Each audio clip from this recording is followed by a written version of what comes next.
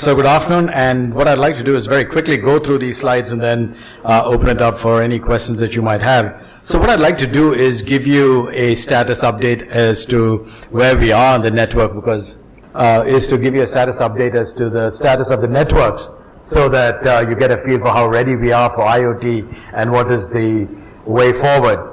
So first of all, about COAI, we have core members, associate members, all of the major operators on the left-hand side that you see core members are our members, and on the right-hand side you see associate members. They're all part of COAI, so all of those folks who play along with the ecosystem play along with us. The India telecom sector, this is what the telecom sector plays a role in terms of India's GDP growth. All right, contributes 6.5% to India's GDP, so it's very significant, and that's why we continue to get hit with all kinds of government levies, because this is the easiest way for the government to make money. So you'll notice that we have a significant contribution. And by the way, this is available, this presentation is available online for the folks who are running this, and you can get it, so don't feel that as I run through it you have to make notes on this.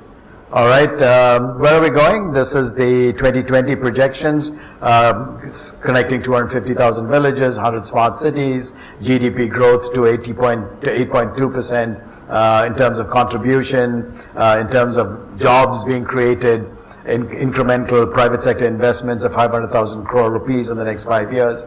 All significant numbers in terms of the role that the network plays. And I just want to highlight one thing that very often is overlooked in terms of the Indian scenario. When you look at IoT and when you look at machine-to-machine and networks globally, please understand that most countries have at least 5 networks. And what are those networks? Invariably a very highly penetrated fiber-oriented landline network, very heavily fiber-oriented penetrated mobile network. You have a two-way satellite network with fiber backbone. You have a cable network with a very heavy cable and backbone provided by fiber. And you have private networks and government networks. So 5 major networks that you will invariably see in most countries. In India, unfortunately or fortunately, depending on your perspective, we have one network, which is the mobile network. So all of the demand that you're looking at, and this is answering the question, are we ready, will happen on this one network, and that's why you see the industry constantly asking for more and more spectrum. And again, the challenge by the industry is as spectrum becomes more expensive, investments become more challenging. All right, here again is the multiplier effect of what happens when you make a 10% increase in penetration, the flow through in terms of GDP. This is the potential of the telecom sector, again, in terms of government initiatives, things that they want to do in terms of broadband, national optical fiber, smart cities. And you'll notice how far we are lagging behind in terms of just about all of the major programs of the government of India. And this is just to give us a reality check in terms of where is IoT coming, where is M2M coming, when is our networks going to be ready, is the fiber going to be in place? All of those things become critical components to question. What is the technology landscape? A BTS is basically a cell tower. This is the amount of infrastructure that we have in place. Over 14 lakh BTSs, that is installations of towers, 1 billion mobile telephone connections, 500,000 villages covered on voice, not through data, voice. Second largest private investments, the lowest tariffs in the world. Now let me again give you the challenge when we talk about IoT M2M as far as India is concerned. We pay 30% more than any global operator pays for a megahertz of spectrum. 30% more. Same band, same spectrum, for a megaband, we pay 30% more than the global norms. We pay global prices for our network equipment. Why? Because 90% of all of our network equipment is imported. When you look at the payback, internationally, and revenue provided by the average customer is $70 US. ARPU in India, $3 US. So you can see the dynamics in terms of where the industry is. 30% more for spectrum, which is our building block. International prices for network equipment, $70 versus $3 in terms of ARPU. All right. Here's what, we talk about convergence, IoT, this all been said, nothing significant, okay. M2M connections in India, all right. Here's what we're looking at, 1.4% increase, 42% increase in 2016. The statistics, all of this to basically tell you that, as everybody says, the numbers are huge, the growth is pretty exponential, and so in some form or fashion, India is going to have to catch up. The government is very keen to ensure that India not miss the 5G, M2M, IoT revolution or uptake that is taking place globally. All right, telecom networks play a key role in driving M2M. That's very obvious. And let me just sort of give you a thought that came up during the Mobile Congress. At the Mobile Congress, the gentleman who is the CEO of SoftBank has said that he is investing, he has already put in place $100 billion for innovations in what is known as cognitive intelligence. This is the new term for artificial intelligence moving forward. Cognitive intelligence, because when you have IoT and M2M, cognitive intelligence becomes a key component and player in the bedrock of IoT and M2M going forward. $100 billion to invest in startups that focus on cognitive intelligence.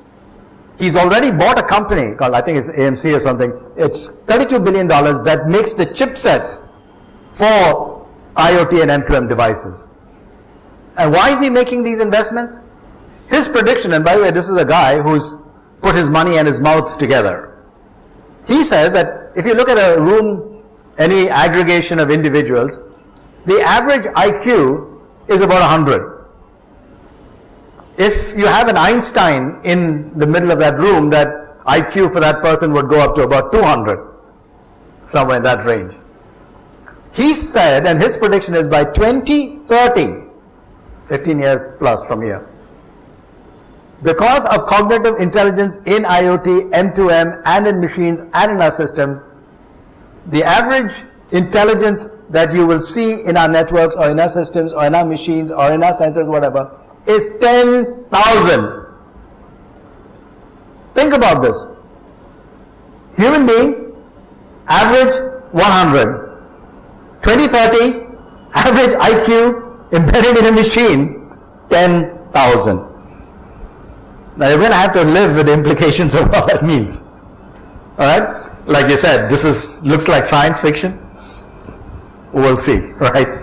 So this is some of the things that we're going to have to live with, right? What's the development in India? National Telecom Policy, M2M already done. Alright? Draft M2M service providers registration guidelines done. Consultation paper on spectrum, roaming, quality of service, related issues for M2M communications. That was done in October 2016 by TRIBE. We said 2 years behind, so by the time all of this is said and done, it'll probably be another year or so. But already, these issues are not being ignored by the government of India. And here's all of the things that are under consideration. Licensing, customer guidelines, spectrum requirements, QoS, quality of service, roaming and cross-border flows, security, use of embedded SIMs. Already, at Barcelona, GSMA conference, the big announcement was roaming is going to come to an end. Differential prices for roaming. So Europe is working on it. China has just announced it. In India, we've already stopped inbound costs for roaming, and very soon roaming will be equivalent to just your home rates as well. So these are all the things that are happening in terms of the regulatory side. All right, licensing issues, right? We believe that there's really no change for any of the existing license conditions, right? Because we still function under the 1885 Act. All right, the Telegraph Act of 1885, by the way, is still the act under which we function today. All right, so the Brits were pretty clever in terms of encapsulating their law, so that 100 plus years later we can still feel that with the emergence of the internet we can still operate, right? But again, these are the points that we're saying. There is a unified service license. The whole issue that is now emerging is, should the licensing, because the government has the monopoly right to provide voice and data services in the country, they license that. The question becomes, as we go over to IoT M2M, what should be the emerging construct in terms of the licensing, all right? And this is one of the things that is being debated. KYC guidelines, right now, you'll notice that we had a challenge, right? Every time we sold a SIM, we had to make sure that we knew who the person was and we knew who the person's address or what the person's address was.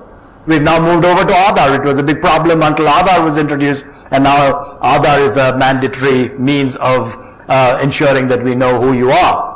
However, when we get into IoT M2M, when the machine is, or when it is a machine at the other end, you can't do this type of authentication, because if you look at the KYC norms, the first call had to come back to you from the person. You couldn't activate the SIM until that person called you back. Now, you'll be waiting for quite a long time for the machine to initiate a call back to you when a SIM is in there. And the second point, and this is why roaming is important, we're getting into the stage when manufacturers are saying, look, if Tata Motors wants to sell cars to Brazil, and these are smart cars with embedded onboard diagnostics capability, and you put a SIM in, should that SIM not be able to work in Brazil without going through all this gyrations of roaming and settlements and everything else? Similarly, if BMW wants to manufacture a car and wants to send it to India for use in India, when they put the SIM card in there, the chip in there, should it automatically be able to work, and should it be able to turn over when sales and resales are happening? So this whole issue of what is a hard SIM, what is a soft SIM, how are these SIMs to be embedded, how are they to be used, how are they to be replaced over the air, all of these issues are now being talked about in terms of M2M and IoT. All right, what are our industry recommendations? Licensed spectrum is vital for delivery, right? Further, we very, very low power in some of these instances. It's optimized for brief messages, low device costs. We need good outdoor coverage, indoor coverage as well, scalable, integrated into the unified IoT platform. So these are the things that the industry is basically recommending to the government, and the government is working on vis-a-vis what we're doing for IoT and M2M. All right, the quality of service, M2M is a big issue, all right? The industry's recommendations that, hey, listen, the underlying cellular network should be the one that provides the service, and so the embedded QoS should be there, and it should be flexible, left to mutual agreement between customers and service providers, and the standards for M2M should be, are very complex and difficult to monitor, so therefore we need to be standards oriented, right? And a light touch approach to quality of service. M2M, we said recommendations for enhancing IoT should be continued to be provided under the licensing, because again, when you're using spectrum, interference is a big issue, latency is a big issue, prioritization is a big issue. This is why net neutrality discussions are important. Need to simplify KYC norms, know your customer norms, now that we are moving towards Aadhaar-based automated systems. Use of cellular networks using licensed spectrum should be encouraged for M2M IoT services. Again, think about what happens if you are having to deal with a automated car, right? If you don't have dedicated spectrum and you don't have the control of the spectrum, and if you were in a Wi-Fi type environment, the security issues and the ability of the interference issues are exponential. And remember, when you have an autonomous vehicle, latency is to be extremely, extremely low, and bandwidth has to be, throughput has to be pretty high and reliable. So we're saying is that therefore for this reason we should have the spectrum that is on a dedicated basis through the regulatory approach. We talked about light touch, we talked about incentives for deployment of ICT as well. And this is the overall structure that we are proposing. So let me just sort of sum up from a overall perspective. You saw the background in terms of the regulatory and policy and licensing prescriptions. But here's the takeaway. I think for one thing, going forward, every nation has learned that they will have to prioritize. And the question that comes up is that what should we as a country prioritize? You can't do everything for everything. I think this is something that's come up. If you look at countries, America had to prioritize its program to go to the moon. And as a result, it had all kinds of cascading benefits. Japan decided that it was going to focus on manufacturing. All right, Taiwan decided it was going to concentrate on electronics. All right, China decided it was going to do manufacturing as a base. So all countries, when you look at the initial prospects of progress, decided that from a governmental perspective, in terms of national priorities, a distinct part from what the marketplace does, would have a certain priority through which the government would put its resources, its focus, its attention, and make sure that it was reached. Now, my proposal to those of us who are involved in this line of business is that we've got to make AI, what we call artificial intelligence, or now the new term, cognitive intelligence, be priority for India. Because otherwise, this is what's going to happen. When we talked about BPO and data, they said, where does India play? We play in the data coolie network. We're very good at all the load stuff. But we do great design, right? But we don't manufacture any chips, that's fine, all right? But we've got to go higher into the value chain proposition as we go into IoT M2M, when we start looking at sensors, when we start looking at big data analytics. We've got to move over into claiming ground which centers around cognitive intelligence. Because this is going to be critical in terms of who controls what. And I think we as a country and as a nation have the capability and have the resources, have the brain power and the resources to be able to make that a national priority. So I think this is one of the things that we should make sure that happens. The second thing is that we must make sure that our networks are healthy in order to be able to carry the load factors and have the scope and reach and size and scalability that is necessary for all of these applications to ride on. You cannot have robust customer experience or a robust IoT M2M type of an environment without a very robust, scalable, reliable, 99.9999 type reliability network. And so therefore, one of the things that you'll hear the industry talk about is saying is that, look, the government has got to focus on making sure that the underlying networks, that the investments that are being made and the resource available to companies that have to be responsible for the networks are focused on by government policy and regulation. That's the second point. So priority for the country in terms of the country's focus on ensuring a healthy network base on which M2M and IT can go. Third thing that we have to worry about and we have to focus on is security. You talked about security, so I won't say more. Government is critically concerned about security. And unfortunately, if we allow security to be the tail that wags the dog, we're going to be stuck. We talked about means by which security can be enhanced, embedded, monitored, used. But unfortunately, what we find in our present situation is sometimes we get so paralyzed by individual security, national security, police enforcement, that very often a lot of the innovations that we want to do gets caught behind government bureaucracy. Now, there is a legitimate place for government security. I mean, our borders need to be protected, our people need to be protected, our institutions and our installations need to be protected. But we've got to decide what is the proper balance in terms of security. And our laws and our regulations need to be targeted towards ensuring that an adequate amount of security is provided without killing the innovation that comes from a certain light touch regulation. So security is and the final point that I want to make is that we must deal with the issue of privacy. More and more of our customers are asking us, how do we ensure that the vast amounts of information that is being collected from these uses and these applications, what do you do with that? How do you protect it? Who do you give it to? How do you commercialize it, if at all? And I think in India, we have not addressed the issue of privacy. It's not a right under our constitution. It perhaps, if the court so decides, will have to be a derived right. All right? But today, more and more people are concerned.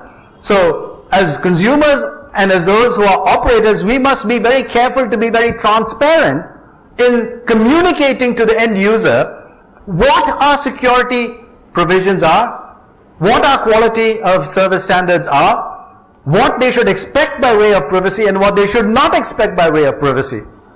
Alright? Because again, as I indicated, 80% of the problems arise by you marking the I agree.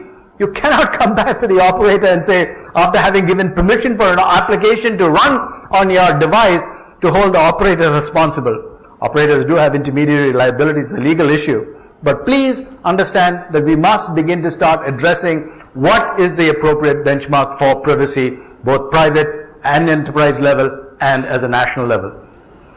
If you think that that is strange, already in the EU, there is a law which says customers have a right to be forgotten.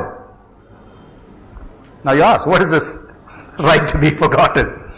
The right to be forgotten is embedded in EU law. It, I'm sure, will start happening to places which will say that if a consumer chooses to have all data relative to that person eradicated from all of your networks, you have to be able to do it. So, if Facebook, you have an account with Facebook and you choose to erase your Facebook account because you did something naughty as a little child or whatever, and you don't want your employer now to know what you did as a teenager, right? And you say, take it out. In the EU, Facebook is responsible for making sure that every person that you send this to, wherever, whichever server and base it is tracked and deleted. So, when we talk about privacy and we talk about these issues, we need to also be able to think about some of the implications about the vast amounts of information that is presently available in the hands of people, and what do they do with it, what is the disclosure policy, how do we enforce, how do we protect, how do we ensure that these things don't get away from us. So with that, I'll conclude. Thank you for your time.